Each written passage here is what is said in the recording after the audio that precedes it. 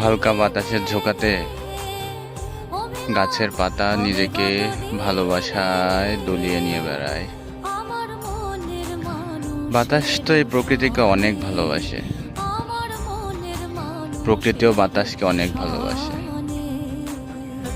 কিন্তু এই বাতাস অনেক সময় তার রূঢ় ব্যবহারের কারণে এই প্রকৃতির অনেক ক্ষতি করে ফেলে। তবুও কেন এই প্রকৃতি এই বাতাসকে ছেড়ে যায় না?